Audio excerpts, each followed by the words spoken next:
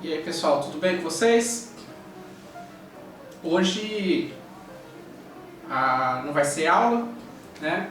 Mas já é início do segundo bimestre.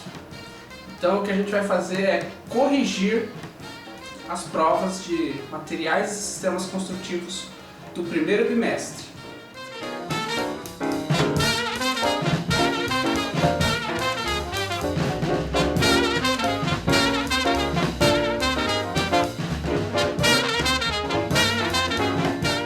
Bom, a prova não estava tão difícil, né?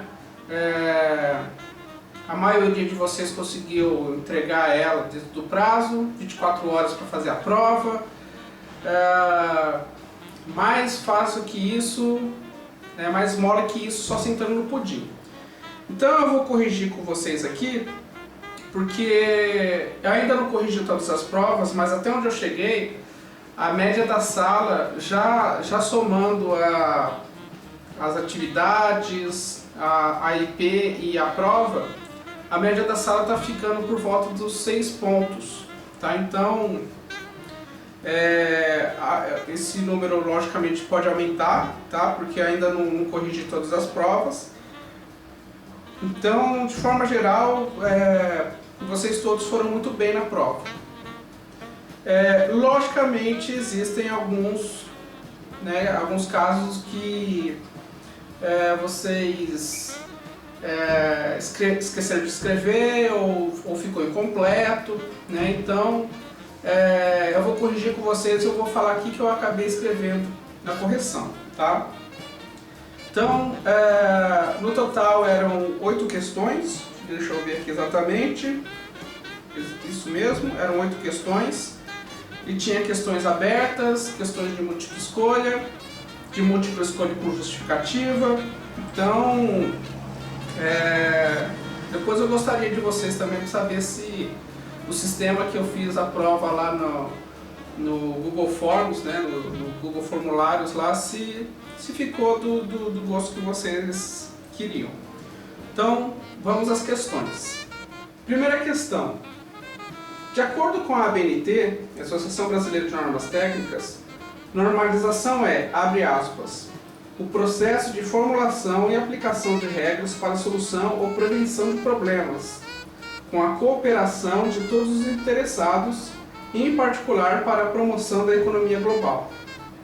No estabelecimento dessas regras, recorre-se à tecnologia como instrumento para estabelecer de forma objetiva e neutra as condições que possibilitem que o produto, projeto, processo, sistema, pessoa, bem ou serviço atendam às finalidades a que se destinam, sem se esquecer dos aspectos de segurança. Fecha aspas. Reconhecendo a importância da aplicação de normas, responda por que a normalização é fundamental para entendermos a fabricação de diversos tipos de materiais de construção. A resposta que eu vou dar aqui foi a resposta que um de vocês fez, tá? Eu copiei a resposta inteira e a resposta que eu considero completa, tá? Correta. Eu não vou lembrar exatamente quem foi que respondeu isso aqui. A normatização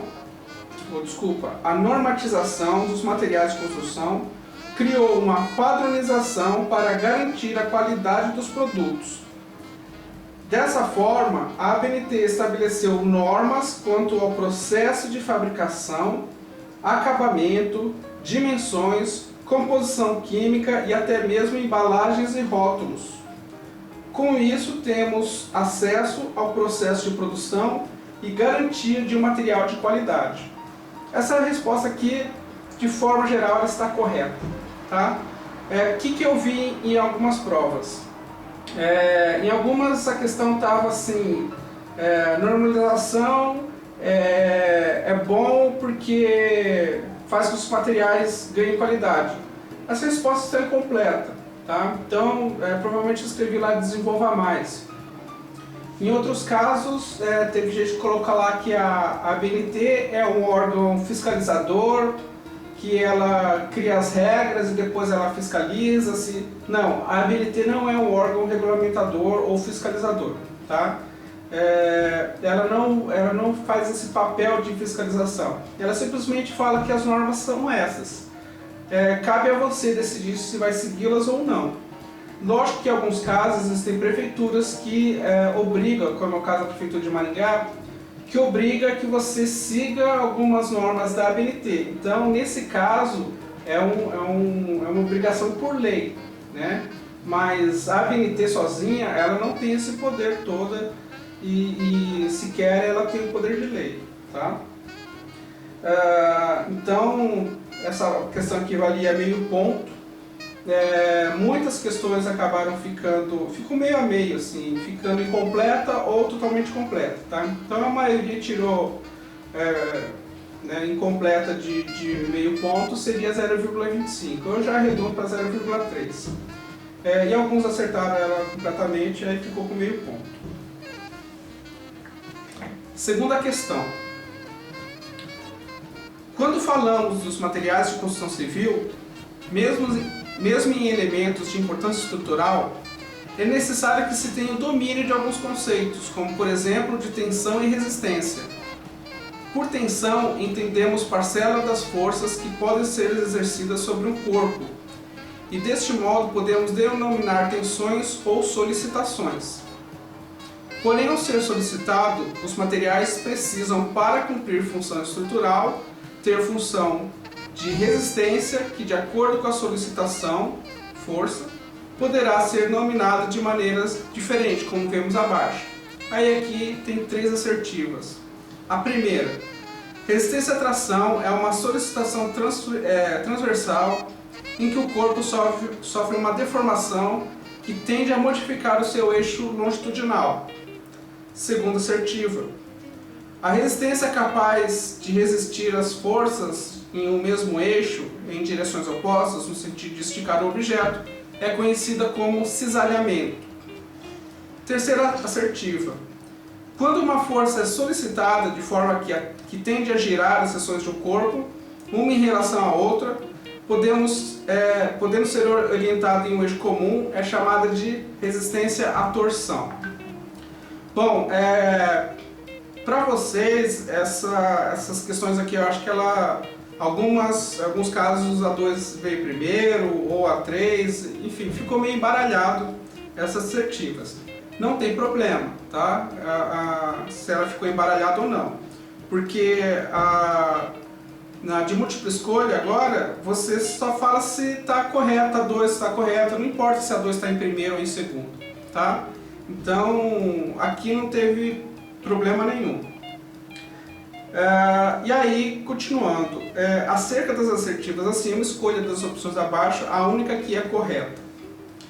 Bom, resistência à tração, que está relacionada aqui à assertiva número 1, fala que é uma solicitação transversal em que o corpo sofre uma deformação que tende a modificar o seu eixo longitudinal.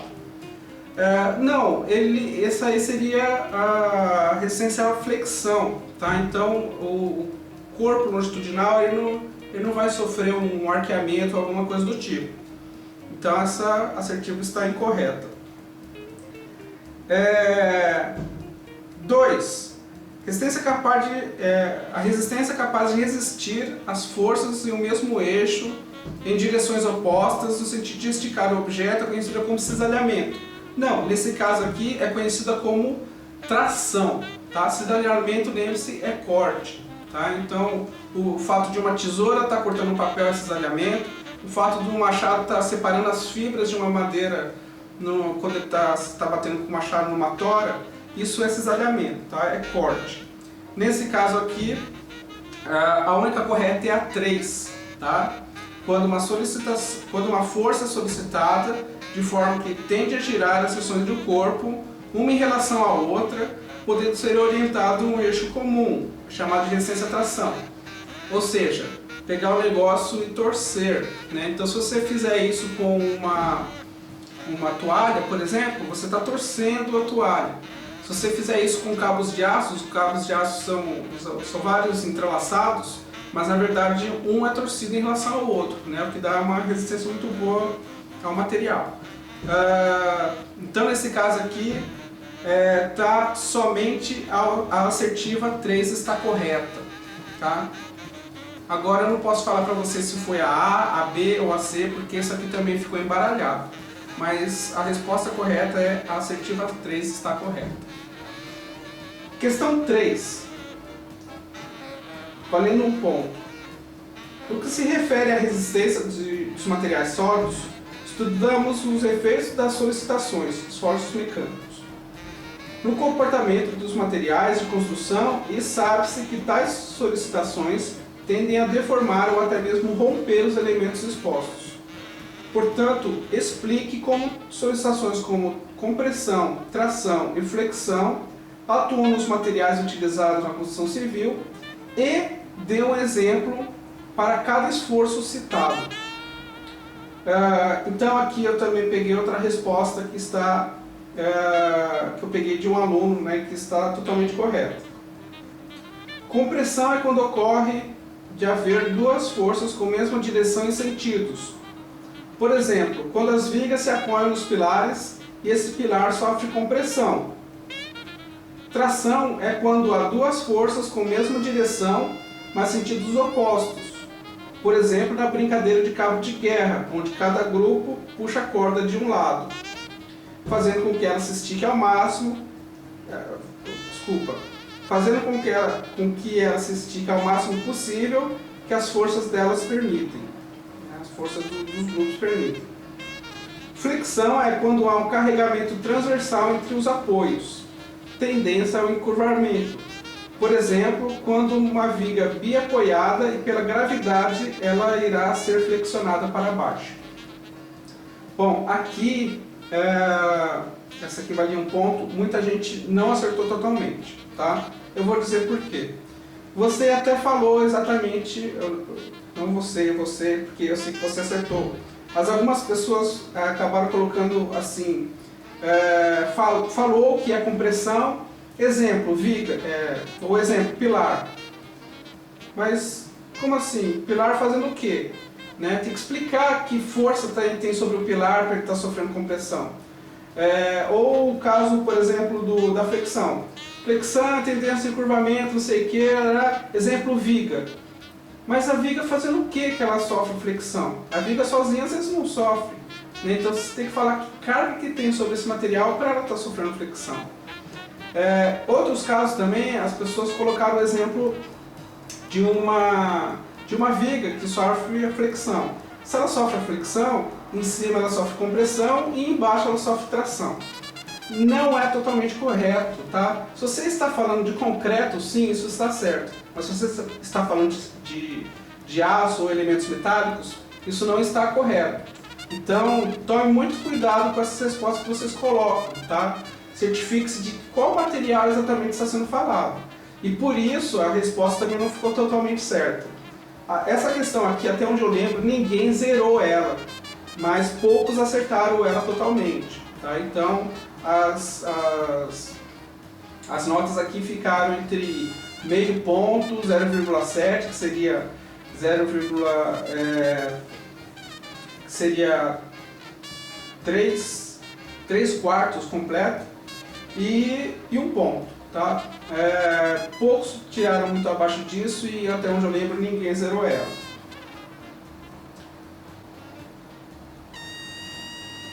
Quarta questão, valendo meio ponto.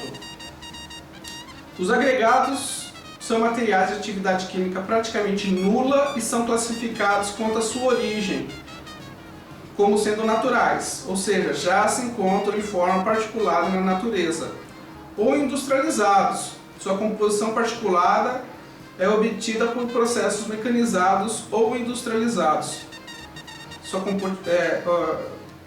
Aqui está repetido, tá? Então seria naturais, já se encontram em forma particulada, ou industrializados. Sua composição particulada é obtida por processos mecanizados.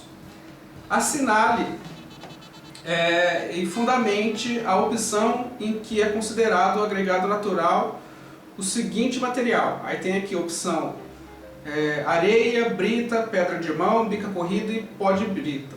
Bom, a única que é particularmente encontrada assim na natureza, nesse caso é a areia. Tá? Aqui foi uma questão para ninguém zerar na prova, então estava muito fácil essa aqui. As outras aqui, brita, pedra de mão, bica, corrida, pó de brita, são todos materiais que a gente tem que triturar ele, né, para a gente conseguir ele de forma particular. Então a gente só consegue fazer isso de forma mecanizada. Questão 5, meio ponto também. Aqui também, até onde eu lembro, a maioria acertou. Ou todos acertaram. Conforme visto em aula, a cal virgem, também chamada quimicamente dióxido de cálcio, passa por um processo chamado de extinção. Isso é, o produto se misturar com água. O fenômeno de transformação da cal virgem em um novo material é exotérmico, ou seja, se dá com grande desprendimento de calor, o que torna o material altamente perigoso. Durante esse processo, obtém-se o produto com características aglomerantes. Assinale abaixo o produto correto e justifique sua resposta. Aqui também não ficou A, B ou C, porque também ficou totalmente invertido lá, o sistema ele embaralha essas questões. Então, primeira resposta aqui para mim, cal hidratada. Segunda, cal calcinada. Terceira, aglomerante hidráulico. Quarta, calcário, volta ao estado natural. E a última opção seria cal viva. No caso aqui é cal hidratada, né? Então a cal virgem se transforma em um novo material. Ela só consegue se transformar em um outro material, que no caso é a cal hidratada, né? Então a gente joga água na cal virgem, ou seja, a gente está hidratando a cal virgem e aí ela se torna esse material. Cal virgem também chamada de cal viva, que seria a última opção, que não está correta. Então, nesse caso aqui, a quinta questão, cal hidratada.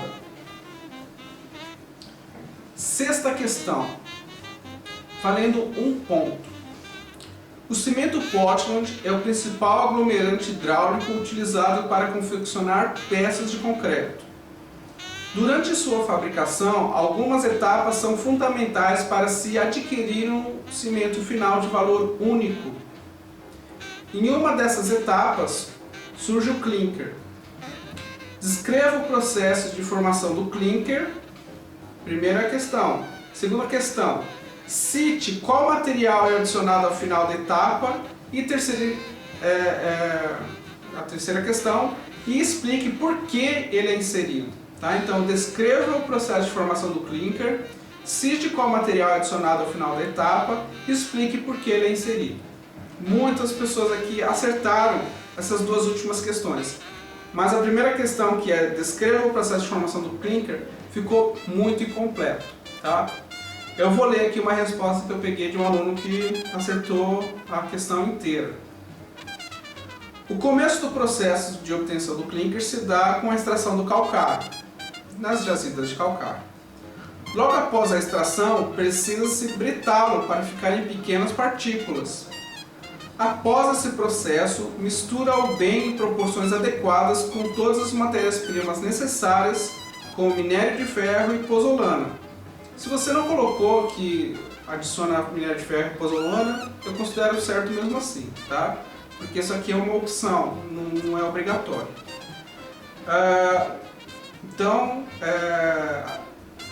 Mistura em proporções adequadas com minério de ferro e pozolana, levando essa mistura a um cilindro chamado moinho de cru, onde na sua parte interna existem bolas de aço que vão moer o material ali colocado, né? Então esse moinho ele fica girando e aquelas bolas de aço ficam girando lá dentro, né? Então imagina que você tem uma bacia com uma bola de bilhar nessa bacia, você fica girando essa bacia. Tudo que tiver ali embaixo na bacia, essa bola de bilhar vai moer. É basicamente isso que acontece lá no moinho de cru. Onde na sua parte interna existem bolas de aço que vão moer o material ali colocado. Após serem moídos, vão resultar em um pó branco, que pode ser chamado de farinha ou cru, ou farinha de cru também, já ouvi essa expressão. Essa farinha é colocada em um calcinador, um lugar extremamente quente e com presença de gás carbônico, né? Então ali já começa a haver a queima inicial desse material, mas não a queima através da chama, a queima através do calor. Essa farinha é levada para o calcinador, um lugar extremamente quente com presença de gás carbônico. Ali ocorre um processo chamado de sucção, e essa farinha é levada diretamente para o forno. O forno é giratório, revestido por tijolos refratários e pode chegar a 1450 graus Celsius. Não precisa falar que o tijolo, o forno giratório é revestido com tijolos e tal, mas aqui ficou bem completo, né? Por isso que eu até escolhi. Nesse respectivo processo, a farinha derrete e logo em seguida é conduzida a um lugar onde vai ser resfriada. Esse resfriamento, pessoal, é natural, tá? Então, o forno giratório ele é levemente inclinado, então pela gravidade esse material acaba se acumulando em determinado lugar e ali ele vai secar, tá? Não é adicionado nenhum tipo de gás nele para resfriar, esse resfriamento é natural. Ou jogar água, tá? Porque isso pode fazer até que o material perca algumas propriedades, né? Você está juntando outros elementos a ele. Então, já parei aqui. Com esse resfriamento, o material fica empelotado. Sendo assim, está pronto para ser moído e transformado em pó. Esse pó resultante, se entra em contato com a água, seca muito rápido e não se tem um fácil manuseio do produto. Por isso adicionamos o gesso, pois irá fazer o clinker ter uma pega mais lenta, facilitando o manuseio. Essa resposta aqui está totalmente correta, tá? Porque não pulou nenhuma das etapas do processo de fabricação. Aqui a maioria deu uma tropeçada aqui no processo de fabricação, que ficou de fato incompleto. Às vezes falou tudo, mas não falou do calcinador. Alguns casos já foi direto para o forno giratório, né? Pega os materiais, coloca no forno, queima, derrete, enfim. Não.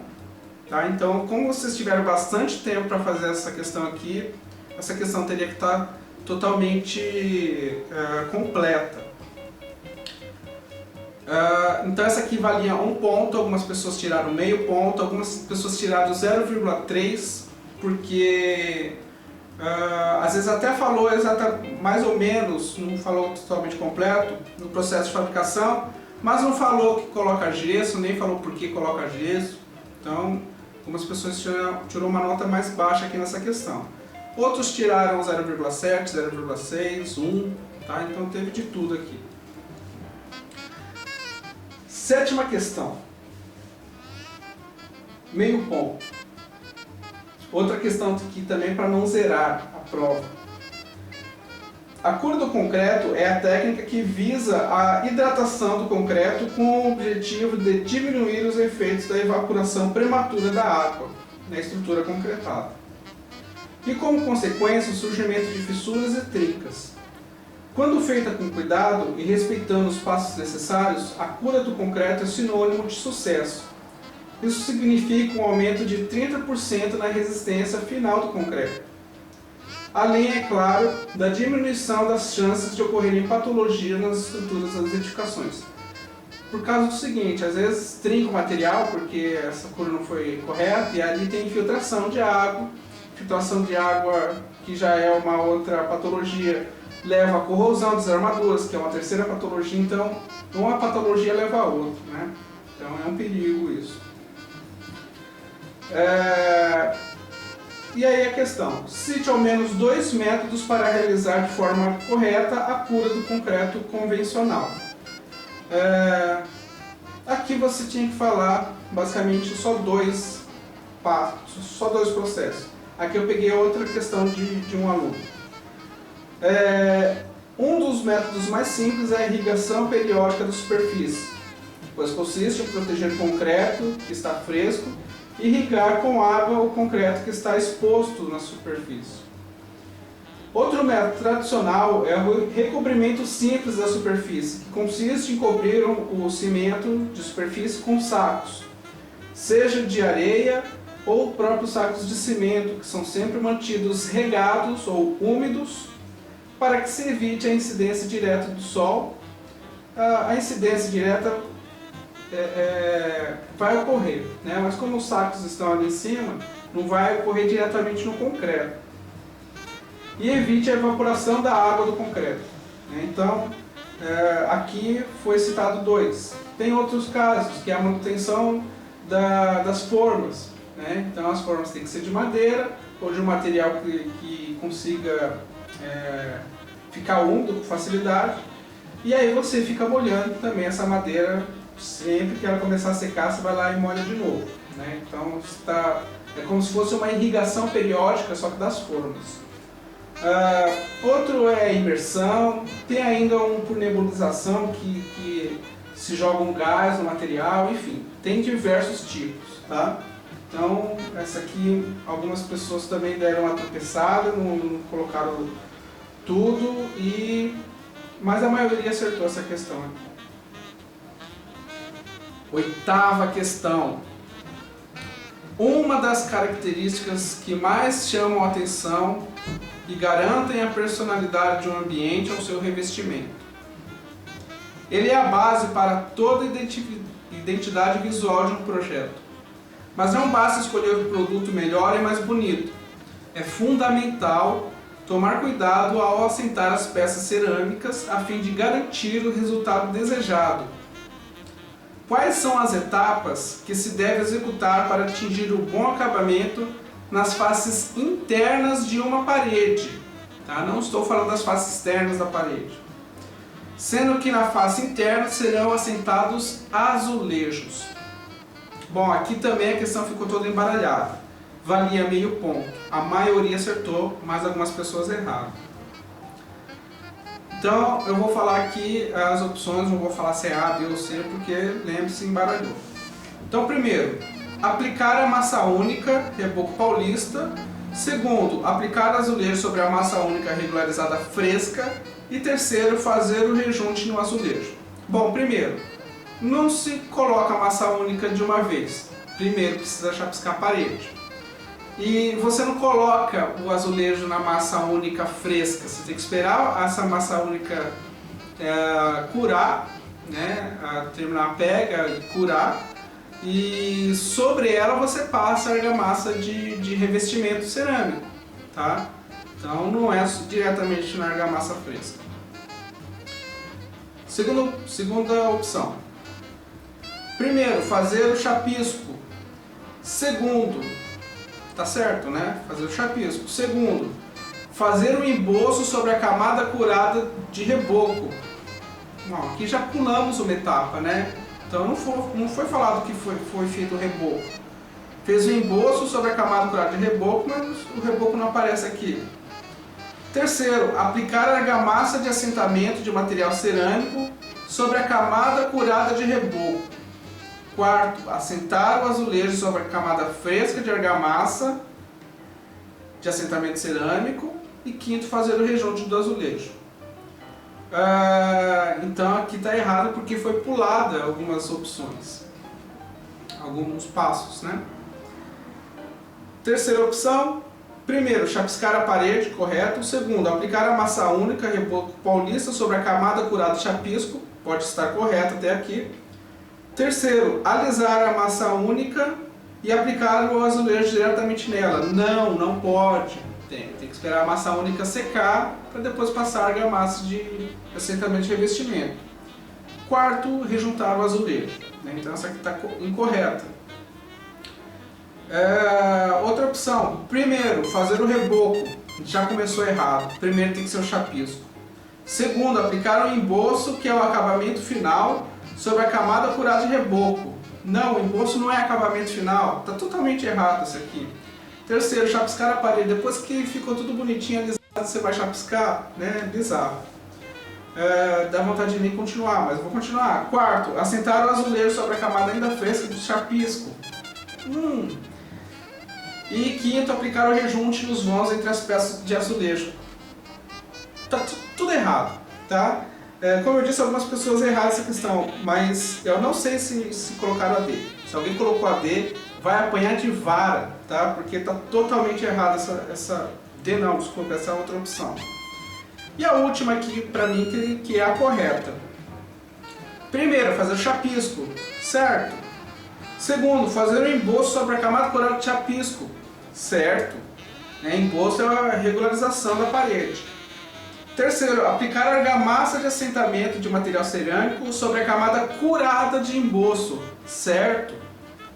4. Assentar azulejos sobre a camada fresca de argamassa de assentamento cerâmico. E aí, tem que ser fresca ou tem que ser curada? Tem que ser fresca. Eu mostrei aquele vídeo na aula lá que o cara coloca um vidro sobre a argamassa lá para mostrar o que acontece lá, porque passa desempenadeira dentada, né? Então a argamassa toda ela se assenta de forma uniforme. De forma uniforme. Existe, né? Não, pleonasmo. Assentar, então, quarto passo, assentar os azulejos sobre a camada fresca de argamassa de assentamento cerâmico, correto. E quinto, fazer o rejunto de azulejo, depois que o azulejo está instalado. Então, essa aqui, que para mim está como a última questão, é a questão correta. Para vocês, pode estar embaralhado, pode ser a primeira questão, a segunda, enfim. Bom, essa foi a prova, ok? Eu ainda não corrigi todas as provas, muito aluno e eu sozinho para corrigir essa, além de corrigir ainda os trabalhos, outras disciplinas. Então, logo eu vou lançar isso para vocês. Mas aqui vocês já conseguem ter uma ideia aí se vocês acertaram ou erraram a questão, tá? Às 9 horas de hoje, eu vou abrir uma live via Zoom, uma videoconferência via Zoom, para falar para vocês, para passar para vocês, na verdade, uma atividade, tá? Que vocês já vão começar a pesquisar. Porque esse bimestre a gente já vai começar a falar de sistemas construtivos, né? Então a gente vai deixar de lado um pouquinho essa parte de materiais e já vai falar de sistemas construtivos, como se faz uma parede, como se faz as vigas, pilares, enfim, como se constrói uma casa, né? Então a gente tem que começar de baixo para cima. Então, fique ligado que às 9 horas eu vou passar essas atividades aí que vocês vão ter que fazer. Beleza? Então, pessoal, por hoje é isso. Tchau!